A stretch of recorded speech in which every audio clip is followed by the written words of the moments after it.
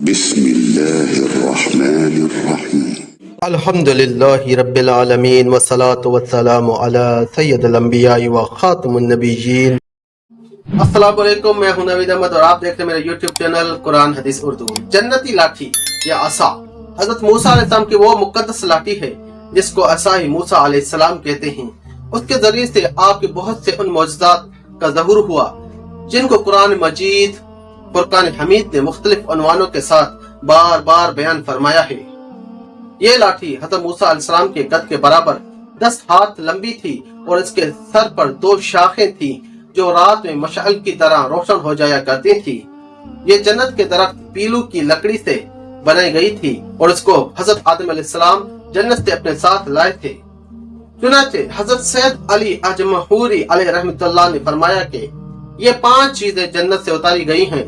Number 1 آدم علیہ السلام کے ساتھ عود خوشبودار لکڑی۔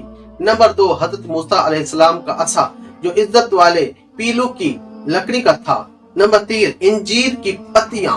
نمبر 4 حجر اسود جو مکہ معظمہ میں ہے، اور نمبر 5 نبی معظم حضرت سلیمان علیہ السلام کی انگوٹھی۔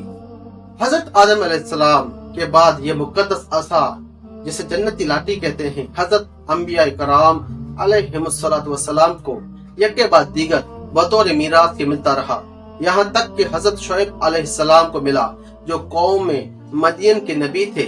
جب حضرت موسیٰ علیہ السلام مصر سے ہجرت فرما کر مدین تشریف لے گئے اور حضرت شعیب علیہ السلام نے اپنی صاحبزادی حضرت بی بی صفورائے سے آپ کا نکاح فرما دیا اور آپ 10 برس تک حضرت شعیب علیہ السلام کی خدمت میں رہ کر آپ کی بکریاں چراتے رہے۔